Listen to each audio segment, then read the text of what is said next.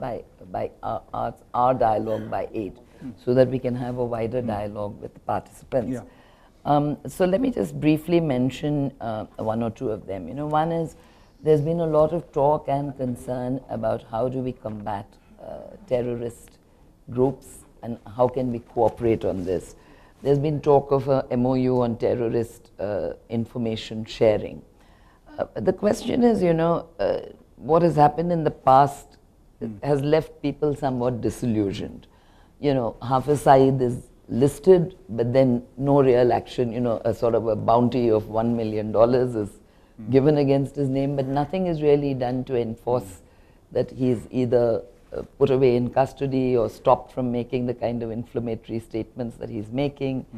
Similarly, the contacts with the Taliban, everybody knows that they've been backdoor channels, and even the US and other countries have prescribed to this notion of the need to sort of collaborate with certain elements in order to see what's going on or to get a grip on the situation in Afghanistan and even Pakistan. The question of not giving us access to David Headley or not sharing information fully with us. So the question is, even if there's an MOU on terrorist information sharing, to what extent will we really be able to cooperate on this matter? Yeah. And the sort of double standard that's been applied where dealing with Pakistan and cross-border terrorism, etc. And overall, of course, the whole relationship with Pakistan, though perhaps that's a topic for a different debate. But I would say this question of, they're talking about perhaps doing something on counterfeiting as well. That's probably less problematic than the sharing of the information on the terrorist networks. But given that it's a global phenomenon, given that it's a transboundary phenomenon, and that what is being planned in one country is executed in the other, how do we forge a real, genuine exchange with the US on this? I will start with where you just ended. Genuine exchange. Exchange presumes both way. And we should honestly ask ourselves, I hope things have changed dramatically, but it is to be one way. So what we have to do is develop our own capabilities and not say that this is what we want from you, this is what we want from you. Whether it's in terms of real-time intelligence, whether it's in terms of strategic inputs as to the directions in which some of the operations of these terrorist groups, etc.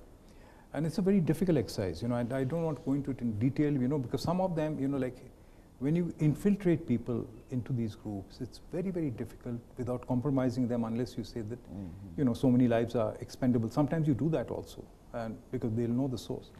It's a very difficult kind of thing to have sharing unless you have total confidence that it's not going to leak anywhere. Right. Because lives are at stake. This is a very high stake job. Now, and it has multiple dimensions, and you knew that as NSA very well. Now, to answer some of your specific questions, at the end of it all, what the US cooperation with us, unsatisfactory at the moment, but more forthcoming than any other country in the world. And we are talking of other countries also with which we have strategic or whatever partnership. Number two, our expectations from the US also, we set our bar not only on this, for the US higher than with any other country in the world. And we expect them that, look, you follow our script as far as our interests are concerned. Our interests in Pakistan, our interests in China, our interests and so and so. But the moment they have reciprocal, they say reciprocally, can you do this, something with Iran or any other country? We react with great indignation as these guys are trying to compromise our sovereignty. They say, get off our backs, we are not going to do that. So we have to recognize that it should be an exchange and we have to develop those capabilities. But let me tell you that their actual collaboration, and for reasons which you're aware of, whether it's in terms of finding out what's happening there, finding out exactly what the Pakistan plans were, give all the information as to how things happened, more input there than from all the rest put together. Okay, and that continues even today. All right. Second factor is, you mentioned, for instance, double standards. Look, some of them, and it's frustrating, we say, why haven't the Americans been able to produce, with the 10 million bounty for Hafez, number of others, Dawood Ibrahim, so on and so forth. It is frustrating, but they know it also. Because that's why when they carried out, Obama ordered that this attack, taking out of Osama bin Laden, they didn't take Pakistan into confidence. Nobody in the ISI. They kept all of them in the dark because they didn't trust them either. Because they're aware of Pakistani double dealing. The fact is that some of the groups against whom we want action, like the Haqqani group, have not only they have targeted, for instance, our embassy in Kabul, where a dear colleague of mine, Venkat, who worked with me, he died on that day. Yeah. I still remember such a bright-eyed person with such a great future. Now, but they are also, the biggest targets are the American soldiers. They are being killed there. So in a sense, that's a reality.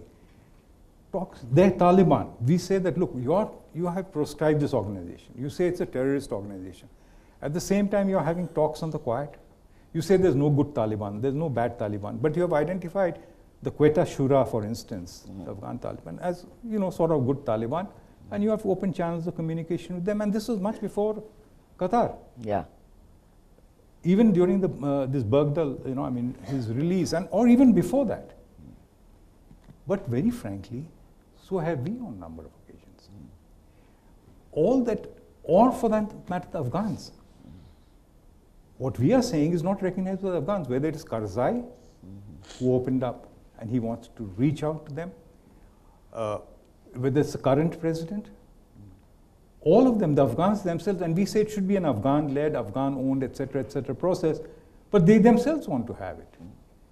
And very frankly, in our own country, whether it's been Mizoram, whether it's all internal, where there was a war against the state, what we said, in Nagaland, many other areas, we say you accept the constitution, you renounce all else, these, and then we'll discuss it. We are not going to open it up. When you had full-fledged deployments down. So you have one principle which you adopt here, and also forget about, we talk about the United States. Russia has opened up contacts with the Taliban. Iran, which has so much against, this Shia-Sunni dimension also, they have opened up channels of communication. China has had very intensive discussions. So again, why set things only for the United States? Set it on a basis on which some standards which we can follow, which others can follow, and the United States also can follow. So I think the point is valid, sir, and we're running out of time. So I'm going to put the question that I'm sure everybody is interested in, the question of the Civil Nuclear Cooperation Agreement. You played a very seminal role in that. And, there's an expectation that the hurdle over the liability law will be overcome, and that with the idea of the insurance pool, ensuring that there would be sufficient coverage in case of any mishap, that this looks as if it could be overcome. But the question is, again, that Russia and France were able to accept our requirements for the liability law. Russia agreed to our terms specifically in April 2014 when we concluded the general framework agreement with them over Kudankulam 3 and 4. So the question is really that we may come to an agreement, we may be able to set up the insurance pool, we may actually end up with being able to get some civil nuclear cooperation on the ground from the US. But the question again I would ask is, why is the US so particular about this as compared to the other countries? Absolutely, you're right. Now, first, one is, I just without elaborating, we can do that in the Q&A or whenever it is the pending issues are not just of liability. Liability is the major issue. Yeah. But it's not the only issue. We have to work out the administrative arrangements, that is the safeguards, because the Americans, again, they have put various conditionalities which other countries don't. But so have the Australians also, the Australians, Canadians, Americans, and they insist on some bilateral arrangements. That is one issue which has not been fully overcome. That is an important thing. We shouldn't ignore that. There are other issues relating to transfer of technology. Because it's not, as we were talking earlier, by make in India and all that sort of thing. There are other provisions. But coming to the liability issue, again, like on other issues, like we're talking on terrorism, like we talked on defense, the debate was dominated by America. It was, look at double standards. What happened was the Bhopal judgment took place just around the time of the debate. Look at that disaster. Look at the compensation they got, and look at what the others get. Then the Gulf oil spill, billions in terms of compensation, and BP had to change its slogan. You know what the BP slogan was? They used to distribute these T-shirts. We bring oil to the shores of America. So they had to withdraw all those T-shirts. But you had a lot of them going on. And then they tried to, the Americans, like the US IBC at a low level, they tried to send one letter to the members of, our, in the parliamentary committee. And people said this is gross interference in our domestic process, not knowing that it was only a fraction of what I did every day, intervening directly, even at the drafting stage. But that's a different matter. But at the end result, what was happened? America was the target, but to use an American term, the collateral damage was that it did not conform and does not conform to any of the three international liability regimes, fundamentally, our law. Number two, it is not consistent not only with the India-US agreements, but nor with the Indo-Russian, nor with the Indo-French. Number three, forget about all the rest of the world. People have not recognized that our domestic suppliers have refused. There used to be a standard clause from the time I was in atomic energy, or even earlier. There's a one-line liability exemption. That means indemnification clause in all contracts, which was entered into by the Nuclear Power Corporation of India. That is obviously illegal now, so that has been removed. As a result of which, virtually our program has ground to a halt, domestic. So you have to get them on board also. So having made these points, why is it, for instance, why is it acceptable? The French have not yet accepted it, but this insurance is a very positive mode. I hope that it will be worked out, but they'll have to work it out, and the lawyers will have to work it out. The Russian one also, we have to remember, we have to remember certain things. Number one, I don't know because I'm not in touch with the latest, but knowing the Russians, and I've dealt with them in the 60s, 70s, 80s, and 90s, I'm sure, without knowing the content of that document, because all US documents are in public domain, but not the others. But if that was in public domain, or whether it should be or not, I'm not competent to say anything. But I'm absolutely sure they would have referred to the Indian liability law. They would have referred to their own law, which is completely opposite. They would have referred to international practice, which is again opposite. So right in the preamble are another portion. And very important, Kudankulam 1 and 2 is being completed. 1 is completed, 2 is under advanced stage of completion. Our latest estimate of that, and that is currently going on, so it must be accurate estimate, is something like 17,000 some odd, 700 or 600 crores. You know what is Kudankulam 3 and 4? You refer to April last year. It is 39,000 something or the other, so more than doubled.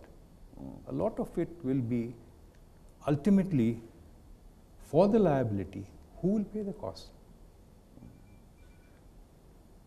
Dramatic increase in cost. 17,000 odd to 39,000, virtually 40,000 crores is a huge, huge increase. So if you ultimately, it will be the Indian taxpayer and the Indian consumer. So this is what we have to talk about in terms of not just Russia, with the Americans, with the French, with every other person in the global production and supply chain as to the affordability factor also, because that is not a completely irrelevant factor. There are many advantages which are there, low running costs, for instance, environmental benefits. There are a lot of advantages, but at least in the public debate, all these factors should be brought in. I don't want to go into unnecessary detail, but this is, I hope, gives you some inkling as to the direction we think. As my concluding question, I'm going to ask you a question I'm dying to ask you, and I'm sure many people here are dying to. You were ambassador to the US from 2005 to 2009.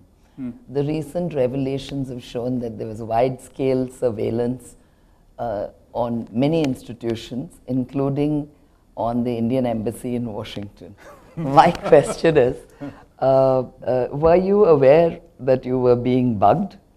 And if so, how did you get around that problem?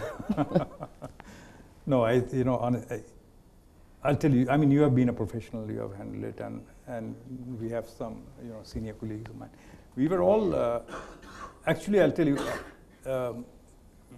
what came out in the WikiLeaks was, I mean, some of it was quite outrageous, and I think we should all rightly feel indignant and all that. So, and I'm glad that we did make some noises of protest.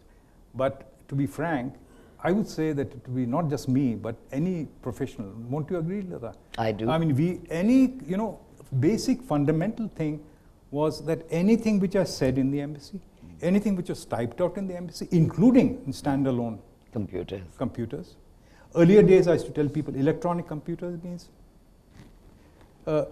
or anything which I said, was typed out, was common knowledge. We know that. We know that. And it's not that we are not doing, what we could within our own means there. It is not exclusively American. We had that in Moscow a number of times, including in the Kremlin, where during high-level visits. It was completely, whether it's the bedrooms, all of these things were bugged. But it's standard procedure in Berlin. It's standard procedure everywhere. So if anybody feigns that they don't know, they don't deserve to be in those positions. We took that for granted.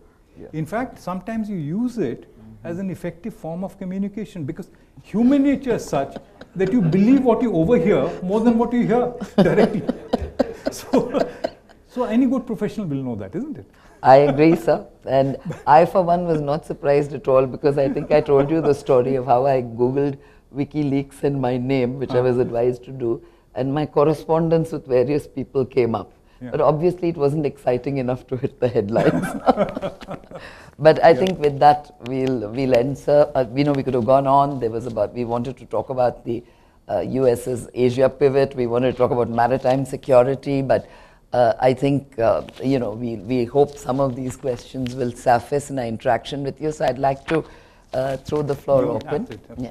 Thank you. Any questions? Any comments? Or have we exhausted you totally? Yes.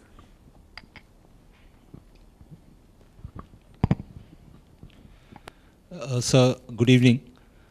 You had the privilege of being the Indian ambassador to the Russian Federation as well as the Indian ambassador to the United States. How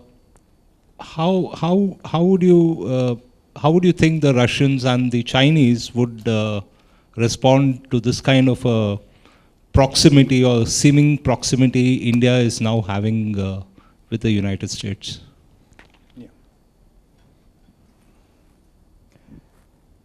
Okay. Please, go ahead, sir. Okay.